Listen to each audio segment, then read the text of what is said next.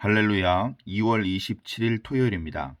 오늘은 마태복음 18장 10절에서 20절까지 말씀을 읽고 은혜를 나누도록 하겠습니다. 삼가 이 작은 자 중에 하나도 업신여기지 말라. 너희에게 말하노니 그들의 천사들이 하늘에서 하늘에 계신 내 아버지의 얼굴을 항상 배웁느니라. 너희 생각에는 어떠하냐? 만일 어떤 사람이 양 100마리가 있는데 그 중에 하나가 길을 잃으면 그 99마리를 산에 두고 가서 길 잃은 양을 찾지 않겠느냐? 진실로 너희에게 이르노니 만일 찾으면 길을 잃지 아니한 99마리보다 이것을 더 기뻐하리라.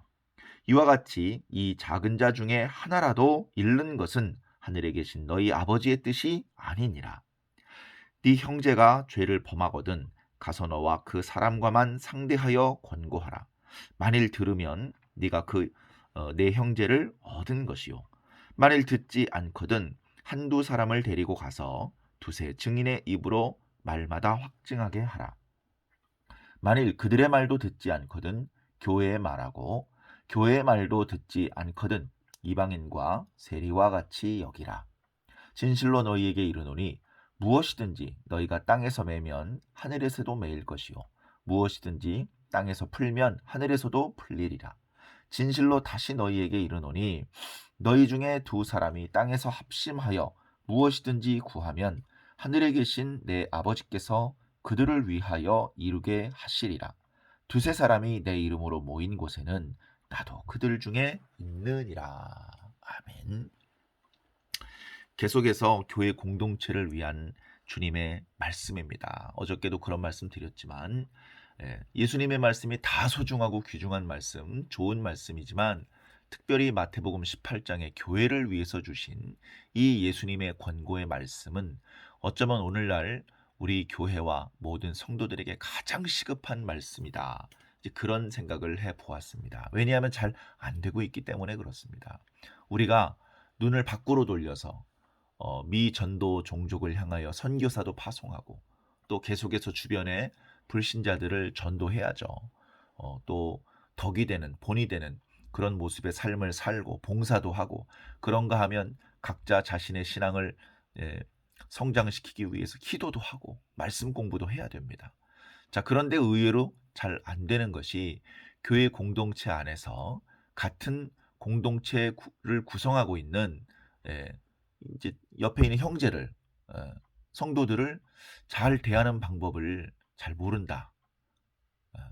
주님의 눈으로 보았을 때 너무나도 아쉬움이 많다. 이제 그런 생각을 말씀을 읽으면서 느꼈습니다. 자, 어제에 이어서 오늘 말씀을 보시면 10절에 이 작은 자 중에 하나라도 업신여기지 말라. 어떻게 보면 이 한마디가 마태복음 18장 전체를 요약하는 핵심적인 말입니다. 한 사람도 그 누구도 업신여기지 마라. 교회 장로님을 교회에서 가장 헌금을 많이 하시는 안수 집사님을 교회에서 가장 오랜 기간 봉사하셨던 권사님을 성도들을 위해서 기도하는 전도사님과 또 말씀을 선포하시는 목사님을 무시하는 그런 경우는 별로 없을 겁니다. 교회 공동체 안에서 큰 역할도 없고 뭔가 그 존재감이 작아 보이는 그런 분들이 있죠. 그런 분들이라 할지라도 업신여기지 말아라. 무슨 얘기를 하는데 끝까지 들어주지도 않고 그렇게 하는 것은 이것은 하나님의 뜻이 아니다. 이거 교회의 모습이 아니다. 세상에서도 그렇게 하지 않으려고 노력을 합니다. 제도도 만듭니다. 심지어 교회에서 어린아이처럼 자기를 낮추고 또는 교회에서 그 기능적으로 존재감이 크지 않더라 하더라도 교회를 위한 기여도가 커 보이지 않다 하더라도 그를 업신여긴다는 것은 이거는 그리스도인의 모습이 아닌 것이죠. 하나님은 그를 업신여기지 않는데 너희들이 그를 업신여긴다면 그 말이 되겠느냐. 잘못했기 때문에 막 야단치는 그런 어조는 아니고요. 주님께서 자상하게 타이르시고 설명해 주시는, 권면해 주시는 말씀입니다. 자, 그 어려 보이는, 작아 보이는 그 사람도 그 사람을 돕는 천사가 있는데 그 천사가 하늘에 계신 내 아버지의 얼굴을 날마다 항상 뵙느니라. 과거 유대인들은 천사들 사이에도 이제 좀 계급이 존재를 한다. 그래서 아주 높은 계급의 천사장들만 날마다 하나님을 만난다. 이제 그런 생각을 하곤 했었습니다. 근데 그렇지 않죠. 예. 자, 우리가 하나님의 얼굴을 항상 배워야 합니다.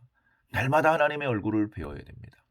일주일에 한 번 하나님을 생각하고 하나님을 떠올려 보는 것으로는 우리가 하나님께 속한 가족이다 이렇게 말하기에 너무 부족하죠. 아이들이 말썽꾸러기, 장난꾸러기 같아도 저녁이 되면 다 집으로 들어오지 않습니까? 엄마 아빠 얼굴을 보지 않습니까? 우리 성도들 날마다 하나님께 돌아와야 됩니다. 날마다 하나님의 얼굴을 떠올려야 되고 그 말씀을 기억해내야 됩니다. 하물며 천사들은 날마다, 아니 항상 하나님의 얼굴을 배우는 것이죠. 예. 교회에서 작은 자같이 보이는 사람도 그를 돕는 천사가 하나님을 날마다 뵙는다. 결코 그 자를 하나님께서는 작게 여기지 않으신다. 예. 하나님께서 작게 여기지 않는 사람을 우리가 작게 본다면 그것은 바람직하지 않겠죠. 자, 이어지는 말씀을 보면요. 잃어버린 양에 대한 말씀입니다. 잃어버린 양. 비슷한 말씀이 누가복음에도 있죠. 15장에. 자, 양이 100마리가 있습니다. 한 마리를 잃어버렸어요. 그래, 어쩔 수 없지 하면서 99마리만 데리고 다니는 것이 아니고 99마리를 안전한 곳에다 놓고 한 마리를 찾아갑니다. 쉬운 게 아니죠. 그 한 마리를 찾아 얼마나 고생을 했겠습니까? 그런데 그러다 이제 찾았어요. 찾았을 때 너무너무 기뻐하시는 것이죠. 누가복음에는 그 잃어버린 양을 찾았을 때의 그 목자의 기쁨에 대해서 말씀하고 계신데요. 마태복음에서는 무엇을 말씀하시고 있느냐?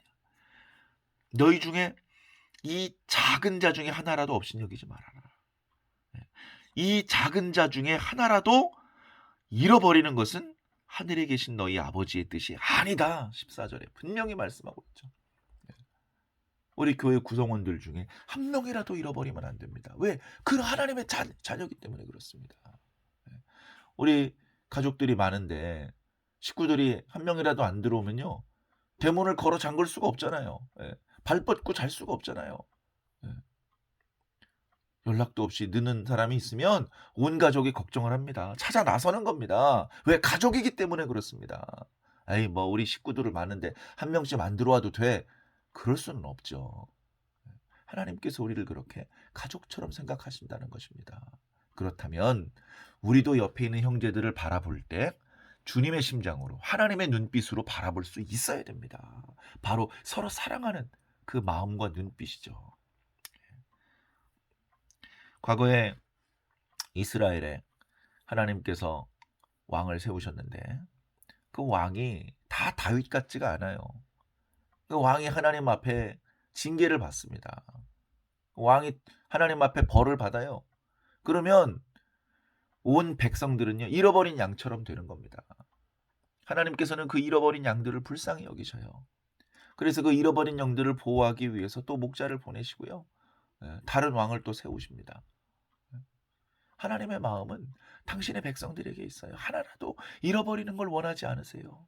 당신의 백성들이 고난을 받으시면 하나님께서 기뻐하지 않으세요. 하나님께서 발 뻗고 주무시고 즐거워하시고 그러실 수가 없습니다. 그 마지막 한 마리 양이 돌아올 때까지 노심초사 있는 힘을 다해서 그 한 마리 양을 살려내기 위해서 최선을 다하시는 것이 바로 우리 아버지 하나님이십니다. 하나님의 마음이 그러할진데 우리가 교회 공동체 안에서 우리 지체된 형제들을 가볍게 생각하고 업신여겨서는 절대로 안 되겠습니다. 자, 15절 이하의 말씀을 보니까요. 이렇게 공동체 안에 형제가 범죄했습니다. 그러면 안 되는데 그런 일이 안 생기면 좋았겠는데 근데 우리 사람이 어디 완벽합니까? 물론 계속 죄를 짓지 않기 위해서 죄와 싸워야 되지만 죄를 지을 수 있지 않습니까? 자, 그런 경우가 발생했을 때 어떻게 이 문제를 처리할 것이냐? 자, 이 문제는 우리 인간의 관점에서 보면 안 됩니다. 또는 어떤 행정 편의주의적인 교회에서 치리를 하는 어떤 방법에 대한 지침으로만 생각하면 안 됩니다. 이건 철저히 하나님의 관점에서 보아야 됩니다. 자, 형제가 범죄한 걸 내가 먼저 알게 됐어요. 그럼 어떡합니까? 주변에 알리지 말고 너 혼자 가서 그 형제를 권면해라. 이복의 형제, 이렇게 하는 건 아니지 않나. 아직 늦지 않았으니 그만 멈추고 돌이키세. 그렇게 말했는데 그 형제가 고맙네. 자네가 아니었으면 난 이대로 넘어졌을지도 모르네. 예. 자네가 그래도 나를 위해서 기도해주고 이렇게 따끔하게 충고를 해주네. 고맙네. 그렇게 해서 그 친구가 돌이키면 그 친구를 다시 되찾은 거라는 겁니다. 자, 이제 안타까운 것은 그렇게 했는데도 안 들어요. 마음이 많이 강팍해진 것이죠. 그렇게 되면 그 친구에게 좀 더 가까운 사람, 좀 권하면 말을 들을 수 있는 그런 사람 두세 명을 더 데리고 가라는 겁니다. 가서 따끔하게 야단도 치고 부드럽게 권면도 하고, 그래서 어떻게든 그 형제가 다시 돌이킬 수 있도록 한번 노력을 해보라는 겁니다.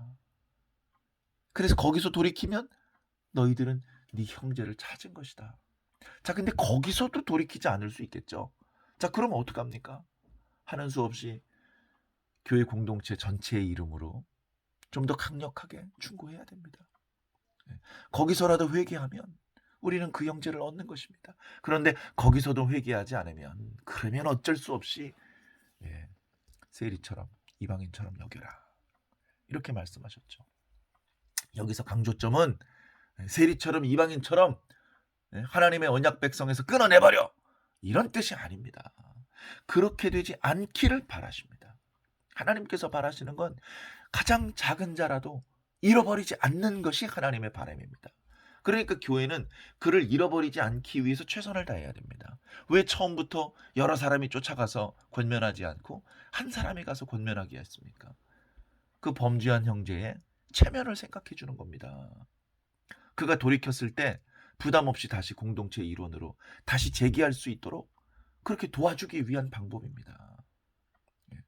두세 증인으로 이렇게 말마다 확증하는 것도 구약의 율법에 그냥 한 사람의 말로만 벌을 주지 말고 두세 증인의 증언으로 그렇게 하라고 그런 말씀이 있는 건데, 그것도 벌을 주기 위한 방법이라기보다 그를 회개시키고 그를 살려내기 위한 방법으로서 우리는 생각을 해야 될 것입니다. 자, 계속해서 끝까지 마음을 굽히지 않고 회개하지 않는다면 어쩔 수 없이 우리는 그를 세리처럼 이방인처럼 여길 수밖에 없겠죠. 그리고 그렇게 해서 교회의 이름으로 판결을 내린다면 그 판결은 천상회의에서 내려진 판결이나 마찬가지로 엄중한 것이라고 우리는 인정하지 않을 수 없죠. 18절의 말씀도 진실로 너희에게 이르노니 무엇이든지 너희가 땅에서 매면, 땅에 있는 교회가 결정을 내린다면 하늘에서도 그 결정을 인정해 줄 것이다. 그런 말입니다. 땅에 있는 교회의 권위가 약하지 않습니다. 그렇기 때문에 우리는 경솔하게 결정을 내리면 안 됩니다. 우리는 이 결정을 내리기 전에 기도해야 됩니다. 권면해 봤는데 잘 안 듣습니다. 그러면 결정을 내리기 전에 한번 기도해 봐야 됩니다. 하나님 도와주시옵소서. 이번에 교회에서 결정이 내려지면 끝인데 주님, 저 심령을 불쌍히 여기셔서 회개할 마음을 주시옵소서. 지금이라도 돌이킨다면 하나님, 저의 죄를 말갛게 씻어 주시옵소서.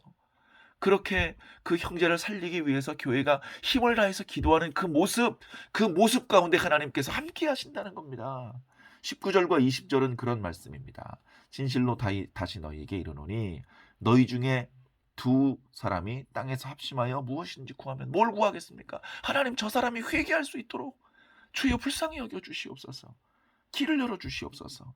그렇게 기도하면 하늘에 계신 내 아버지께서 그들을 위해서 이루게, 그래, 너희들의 형제를 사랑하는 마음이 갸륵하구나.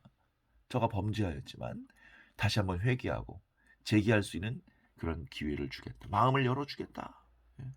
20절의 말씀, 두세 사람이 내 이름으로 모인 곳. 왜 모였습니까? 그 범죄한 형제를 살려내기 위해서,